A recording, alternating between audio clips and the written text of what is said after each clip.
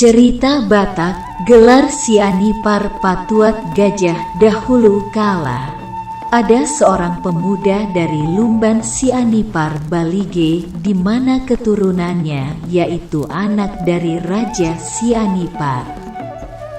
Pahompunya dari Raja Tuan di Bangarna yang diberi gelar dengan Raja Sianipar Patuat Gajah. Nama Raja Patuat Gajah ini bukan muncul begitu saja, tetapi ada cerita di balik dari peristiwa yang sangat dikenal oleh keturunan Raja Sianipar Patuat Gajah ini, di mana ini menentukan pihak yang disebut Tulang Bonani Ari dari keturunan Raja Sianipar Patuat Gajah ini. Dahulu kala, di Tanah Batak, ada sebuah acara pesta muda-mudi yang bertujuan sebagai wadah perkenalan pemuda-pemudi Batak, dan didengar oleh anak Raja Sianipar inilah bahwa di daerah Silindung ada pesta muda-mudi, sehingga dia pun berangkat dari Lumban Sianipar Balige. Dalam pesta itu, anak dari Raja Sianipar ini terpikat melihat cantiknya seorang gadis dari marga Simanungkalit yang bernama Margidol. Anak Raja Sianipar ini memetik sekuntum bunga-bungaan yang berada di sekitar tempat itu, kemudian berniat memberikannya kepada Margidol berSimanungkalit, keturunan Simanungkalit Raja Namora. Dahulu kala, jika ada seorang pemuda memberikan sekuntum bunga kepada seorang gadis, maka gadis tersebut tidak dapat menolak cinta dari pemuda tersebut. Ketika orang tua Margidol berSimanungkalit mengetahui hal tersebut, maka sangat resahlah hatinya karena anak perempuannya, borunya. Margidol berSimanungkalit ini sudah ditunangkan dengan orang lain.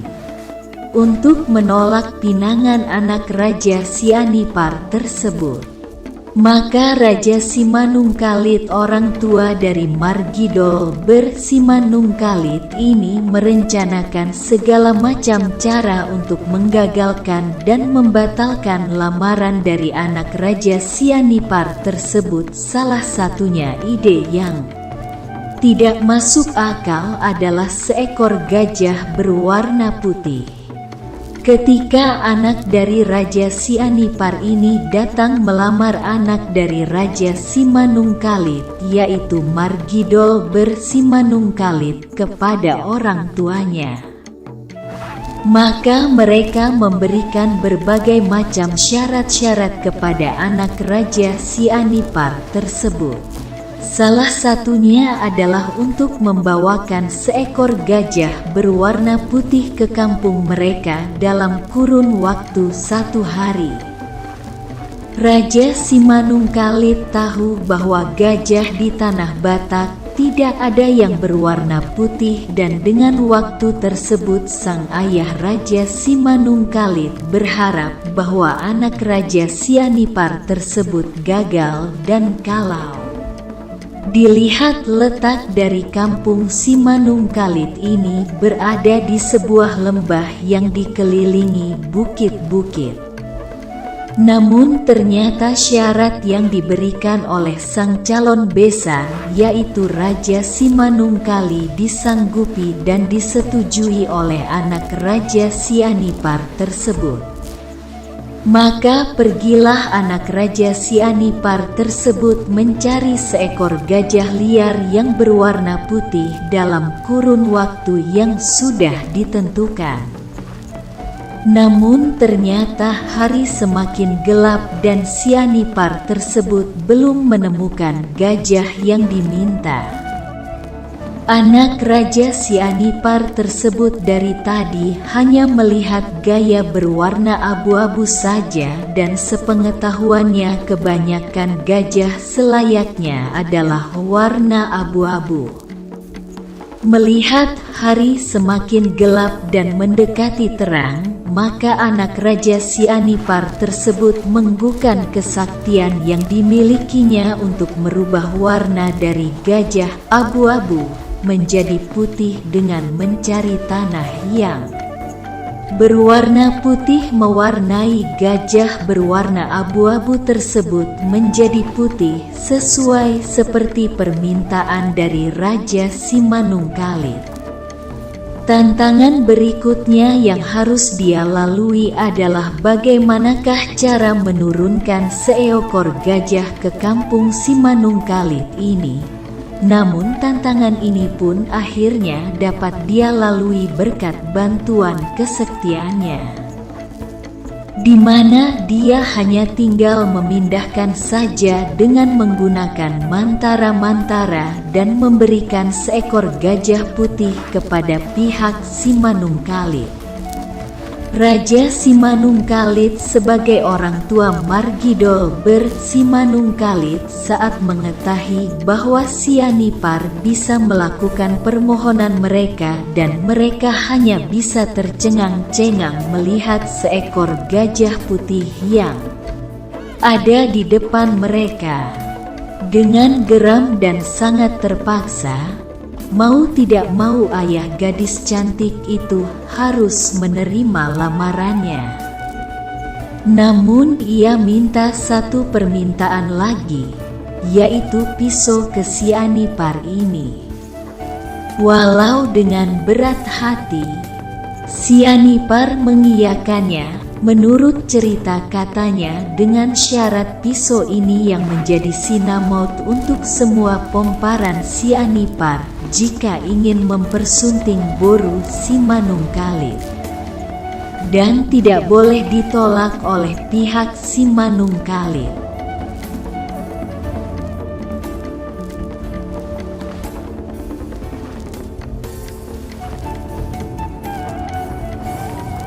Pedang tersebut telah didoakan oleh Raja Simanungkalit, ayah dari gadis cantik tersebut, di mana akan dipakai untuk menyembelih gajah tersebut oleh anak Raja Sianipar. Pedang tersebut tidak sembarangan orang bisa membuka atau mencabutnya dari sarungnya, karena harus berhati yang bersihlah yang dapat menjabut pedang tersebut dari sarungnya. Dan pada saat ritual menyembelihan yang akan dilakukan Sianipar, ternyata dia gagal melakukannya karena tidak dapat membuka sarung pedang tersebut.